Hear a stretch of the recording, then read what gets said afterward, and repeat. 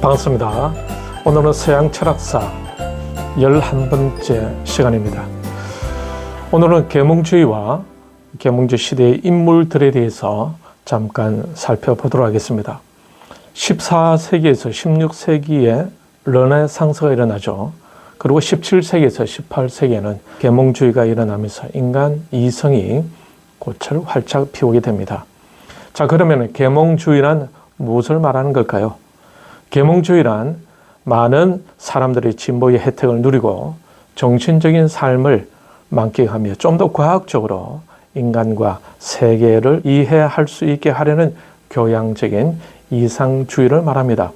이들의 주된 신념은 자연과 이성입니다. 자, 그러면 먼저 영국 계몽주의와 프랑스 계몽주의의 특징들을 같이 생각해 보겠습니다. 영국 계몽주의 특징에 대해서 먼저 생각해 보겠습니다. 영국 계몽주의 특징은 첫 번째로는 이신론입니다. 이신론이란 신의 개입을 부정하는 것을 말하죠. 이신론에서의 신이란 그저 기계적인 신을 말합니다. 기적과 계시를 할 수가 없는 신을 말하죠. 자연적인 것만 허용할 뿐입니다. 그러니 이신론에서의 진정한 종교라는 것은 이성 안에만 있어야 한다고 제안합니다. 영국 계몽주의의 두 번째 특징은 자유주의입니다. 로크의 이론이 영국에서 개인주의적인 자유주의가 싹 트는데 결정적인 역할을 하게 됩니다. 자, 그러면 프랑스의 계몽주의는 어떨까요? 영국 계몽주의에 비해서 좀 더 급진적인 성격을 띠고 있는 것을 볼 수가 있습니다.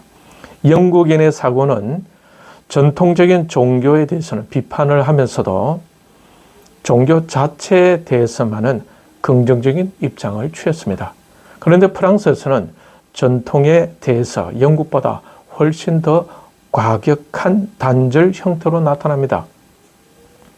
점진적인 개선보다는 급진적인 혁명을 부르짖었으며 기독교를 개선하기보다는 아예 제거해 버리려는 형태로 나타났던 거죠.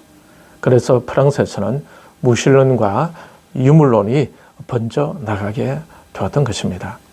자, 그러면 계몽주의 시대의 인물들에 대해서 간단히 살펴보도록 하겠습니다.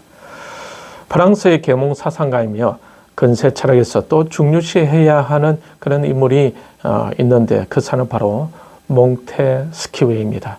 몽테스키웨는 삼권 분립으로 유명하죠. 몽테스키웨는 국민의 정치적 자유를 보장하기 위해서는 권력을 나눠야 한다고 주장했습니다. 이 주장은 영국 로크의 국가 이론에 근거를 둔 것입니다. 영국 철학자 존 로크는 한 나라의 행정권과 입법권을 엄격하게 분립해야 한다고 주장했습니다. 그런데 몽테스키웨는 여기에다가 사법권을 추가합니다. 행정부, 입법부, 사법부가 서로 독립하는 가운데 견제가 이루어져야 한다고 주장하죠. 만약에 이 삼권 분립 제도가 확립되지 않는다면 반드시 독재가 일어나고 자유가 말살될 것이라고 경고합니다. 자, 다음은 또 중요한 인물이 있는데 프랑스 계몽기의 사상가 볼테르입니다. 볼테르의 공격 대상은 교회였어요. 특별히 타락한 교회를 공격했습니다. 그래서 그는 무신론자보다 광신자가 훨씬 더 해롭다라고 주장했어요. 볼테르는 교회 성직자들 뿐만 아니라 교회에 무조건 복종하는 권력자들과도 끊임없이 다투었습니다. 그러다가 바스티유 감옥에 갇히기도 했었죠. 볼테르가 기독교에 대해 가차없는 비판을 하면서도 무신론에 대해서는 반대 입장을 취했습니다. 볼테르와는 다르게 종교와 신앙 자체를 무자비하게 공격하고 나선 사상가들이 있었는데 이들은 프랑스의 유물론자들이었습니다. 그들은 라메트리와 카바니스라는 사람들입니다. 자, 그러면 라메트리와 카바니스에 대해서 잠깐 살펴보도록 하겠습니다. 프랑스 유물론의 대표적인 철학자인 라메트리는 이런 말을 남겼어요. 종교야말로 삶의 가장 나쁜 교란자다. 그러므로 무신론자에 의해 국가가 실현되어야만 이 세계는 평온해질 수 있다. 다음은 가바니스를 생각해 보겠습니다. 가바니스는 프랑스 유물론자 가운데서도 가장 급진적인 사상가였는데 그는 육체와 정신은 하나이자 동일한 것이다 라고 말을 했습니다. 신경이야말로 인간의 모든 것이며 따라서 영혼은 일종의 능력일 뿐 실체가 아니다 라고 가바니스는 주장을 합니다. 이런 유물론자들의 주장은 오직 존재하는 것은 물질밖에 없다는 것입니다. 그래서 우리는 이 물질을 이해해야만 그 밖의 모든 것에 대해서도 알 수가 있다고 하죠. 따라서 이들은 어떤 정신적인 원리를 추구하고자 하는 형이상학은 그저 환상일 뿐이다 라고 일축했습니다. 종교라는 것도 사람들을 일부러 속이기 위한 신부나 목사들의 쇼에 지나지 않는다고 보았습니다. 이처럼 가바니스는 아주 격렬한 유물론자였음을 알 수가 있습니다. 자, 이번에는 근세 철학의 또 중요한 인물을 같이 생각해 보겠는데 이 사람은 바로 프랑스 계몽기의 사상가인 장 자크 루소입니다.